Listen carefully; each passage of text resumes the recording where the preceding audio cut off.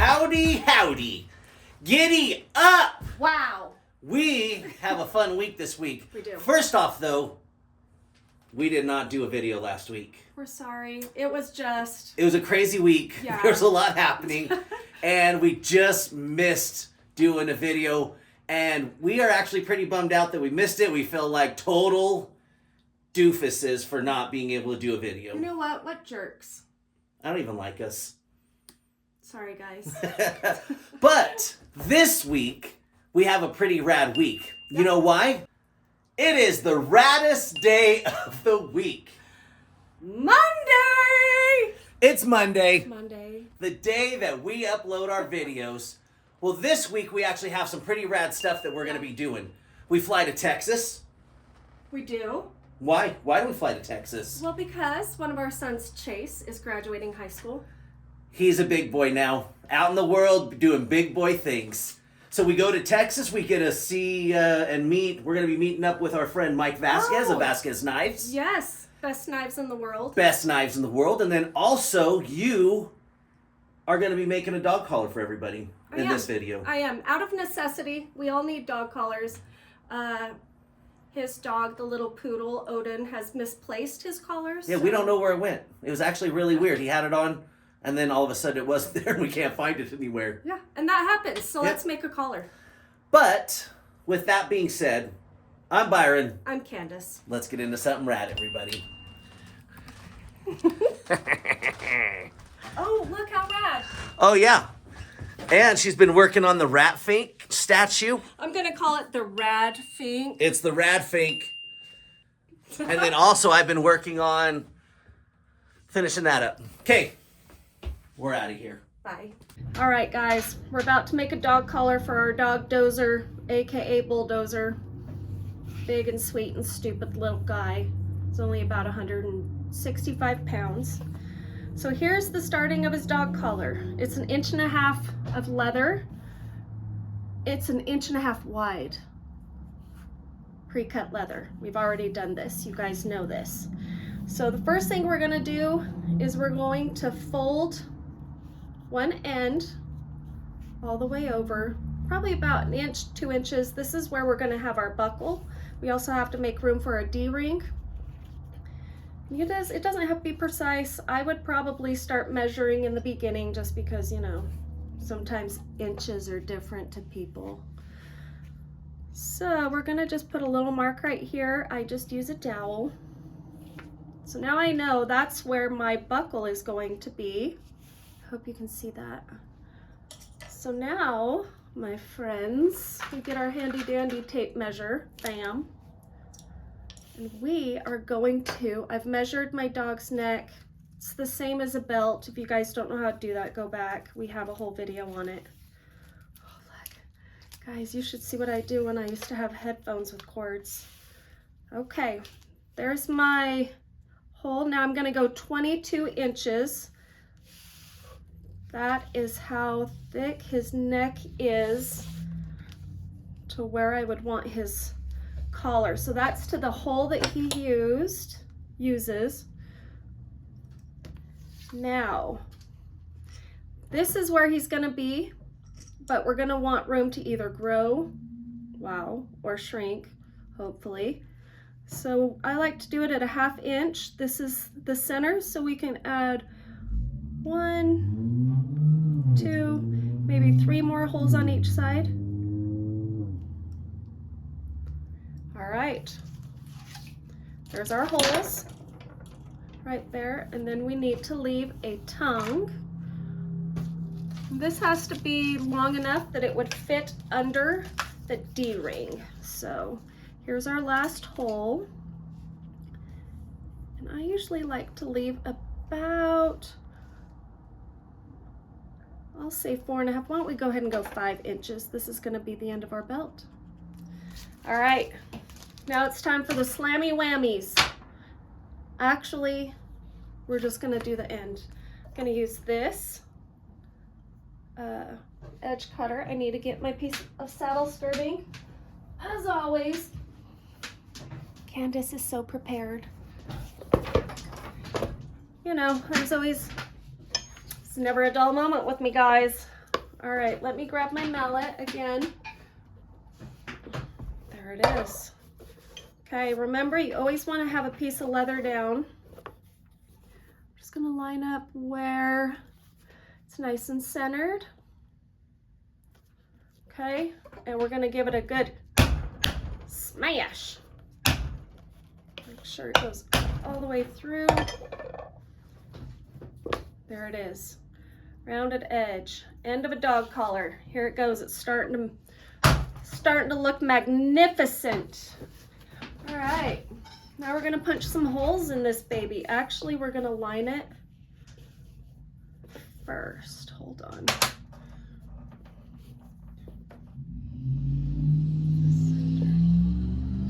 And I'm gonna show you how to find the center really fast after we line it. Okay. So how's everyone doing? Boom. Okay. Get our saddle skirting again.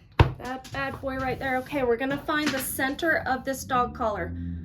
This is how long his neck is. He's a massive boy.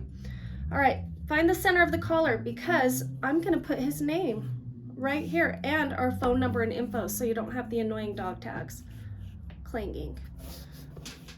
First thing we want to do, and this is where it really starts to matter, take your time. This is where we're going to put our buckle, but this is kind of a fun way to figure out the center. We're just going to put a hole, and we're going to come back and make that where it's going to fit the buckle. So we're going to put a hole right there. This is, envision it, our buckle. Find our center hole at the other end. We're going to line it up into the center, and by center I mean the one we started with because we went 3 above, 3 below. We're going to center it right here. All right, bam, there's a hole. Hopefully you guys can see this.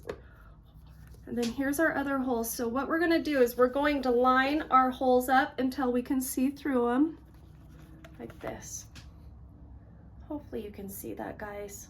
You don't even want to see how I have my phone being held right now. It involves painter's tape and a Viking skull mug. So there's that. All right, we're going to bring it down to about the end. Now we are folded in half with our little holes are still lined up, even though it's not even at the end. Right here, I'm just going to do a little light poke. That's going to be where I start my name. Fabulous. That was extraordinarily loud putting that down. I apologize. So there's my center hole. And we're just going to start punching our bottom holes. We're still going to line it up. We're going to line it up with the hole. And hopefully, which it will, just making it suspenseful for you guys. I already know it's going to work out because I've done this 1,000 times. But I feel like sometimes a little suspense goes a long way. So my man just came into the store. Nice of him to show up to work today. Just kidding, he's been out. He's been running around, he's always here. Okay, we're just about done. We're gonna line up our 3 holes. I don't know if they can see you. I've already described to him how I have this phone finagled. All right, holes, here we go. We're just gonna make this into the proper hole so we can put our buckle. All right, so our hole that we did originally to find the center, right there. Now we need to make it into the proper buckle slit. I'll be using this. This one, I gotta be honest, it's probably gonna take me several whacks. Some things are just really difficult. Okay, fingers crossed my painter's tape and my Viking skull cup will not let us down and let you fall while I aggressively hammer now. Yep, just as I thought. Yep. All right, plot twist. Here we go. He's gonna come in and tell me I'm doing it wrong. This is a pro tip. Okay, he's not. He's just coming in. Looking for my glasses. Don't be suspicious. Don't be suspicious. And guys, I know you're gonna put in the comments, oh, you're so professional. You're not even doing things right. Mind your P's and Q's. This is the women's edition. I'll use a dang butter knife to put a screw in the wall. Where am I at? Where you at, girls? Okay, here we go, take 10. All I did was kind of blade through the sides. The sides tend to be the hardest for me. Excuse my man hands again.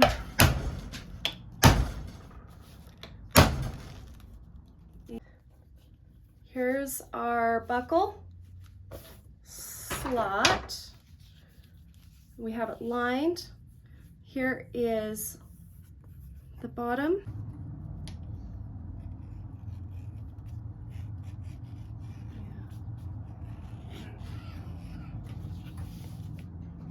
The silence, the deafening roar of silence. Just need a, you know, where's a good ambulance siren when you need one with background. All right, so went ahead and did a border stamp. I did record, but it didn't record. So here it is. Here's the collar almost completely done. I'm gonna pass it on to Byron and he's gonna show you how to do the hardware. Okay, so we are going to bevel.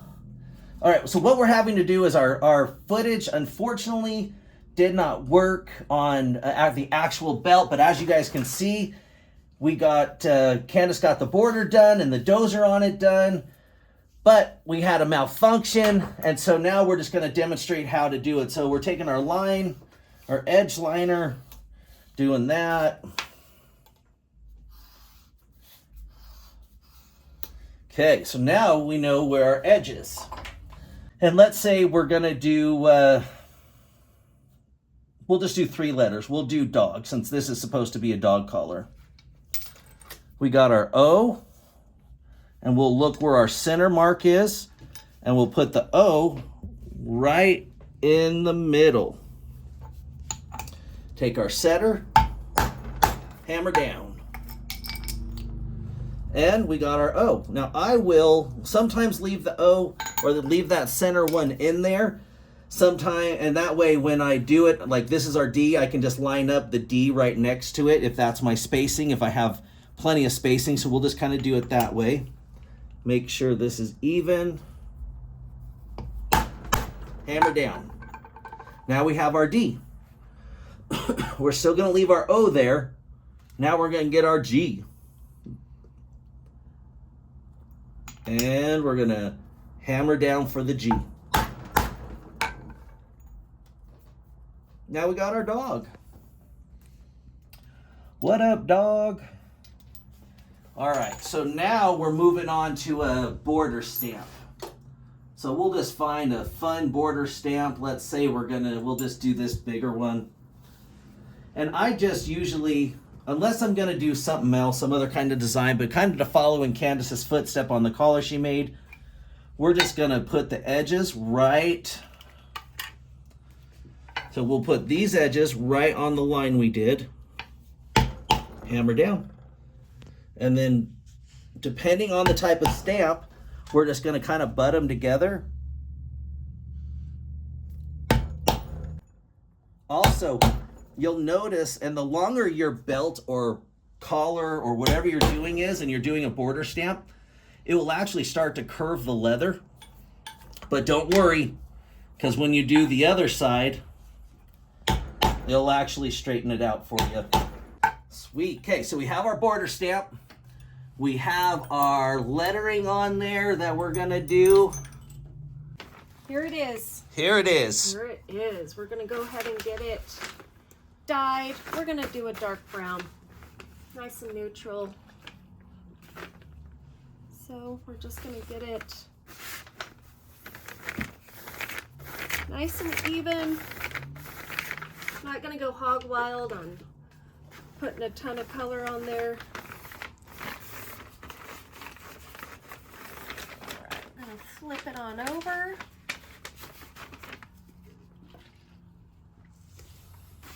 I'm just going to start at the end, nice and even. Don't try to go all the way down, it's not going to work.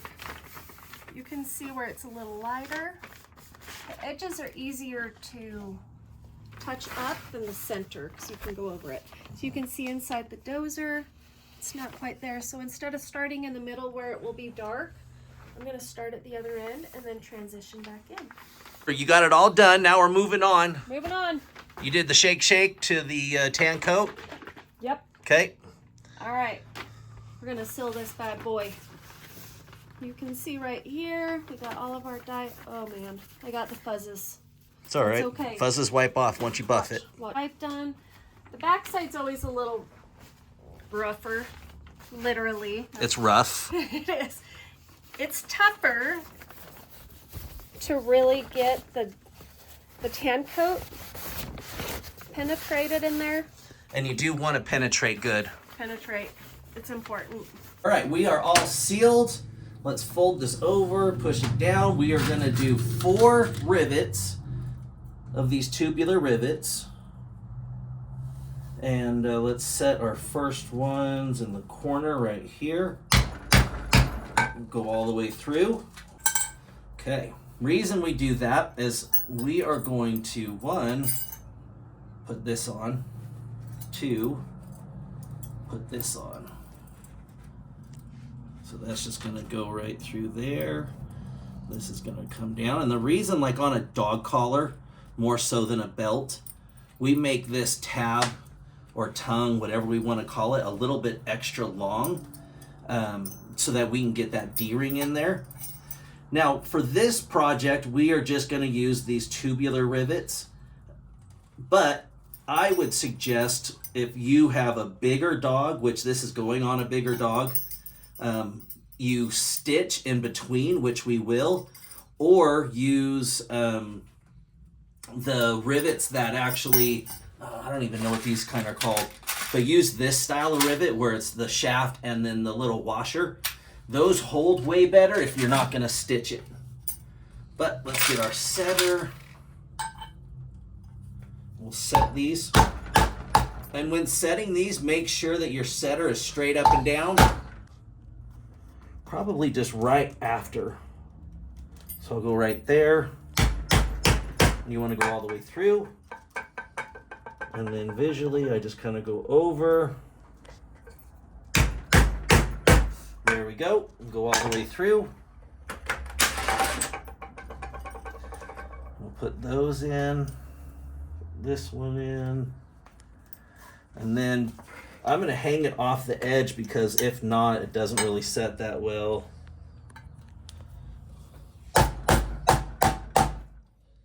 Hammer it down. Hammer it down. All right, so now we have that in there. And I'm going to go back really quick. We're going to run a stitch right through there. All right, so you can hand stitch this if you want. I personally am going to use the sewing machine, just making this a little easier for camera. We got our brown in.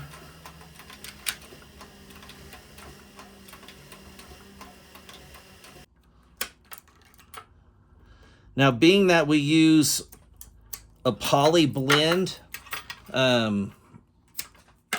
we burn it and it makes it so it can't come undone. Just get a little hot press on it. And that is hot. It will burn you. My fingers are pretty much numb. And that belt is done, guys. Dog collar. Oh yeah, this is a dog collar, sorry. The dog collar is all done. We have our D-ring in there. We have our buckle. And we are all set to go. Next step, we're going to put it on our big, huge dog dozer so that you guys can see it all done. But there you have it. Okay, We'll be back in 2 and 2. We'll be back in 2 and 2. All right, we got our collar that we made for the dog. Good boy. And He's a big babe. all right. The handsome boy. So with that being said, we have a dog collar that you can make at home. We apologize for the strange ending of the video, but both Candace and I got sick and didn't have an opportunity to really sit down. Didn't have an opportunity to really kind of finish the video as we wanted, but we wanted to show you that you can make a cool dog collar for your dog, no matter what the size, at home. Well, I'm Byron. I'm Candace. This is Dozer. Have a rad week, everybody. We are on our way to San Antonio to visit the boys.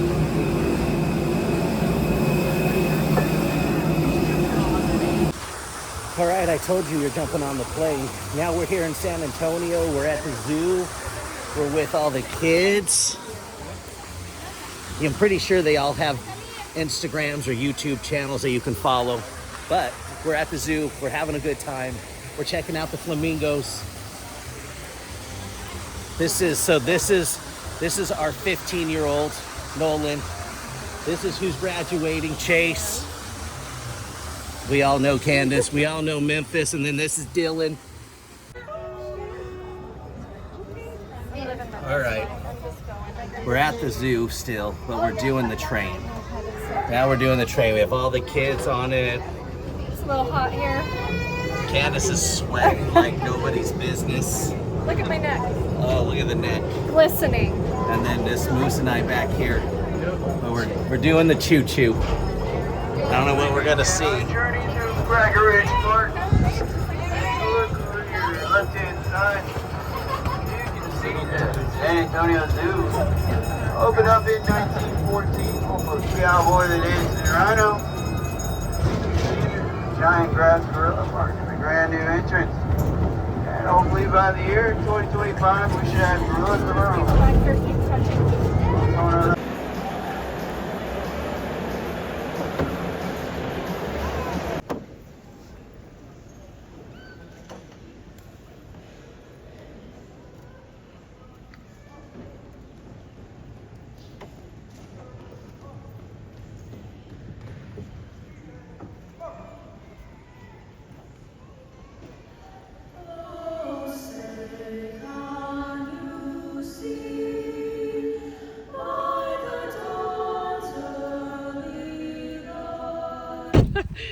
Who is this guy? This guy. We had to come to Texas to visit. Buddy? How Look at you. Look at Hi. you. Hi. Mike Bossky's Knives. Thanks for being part of my life. Everything that happens is motivation.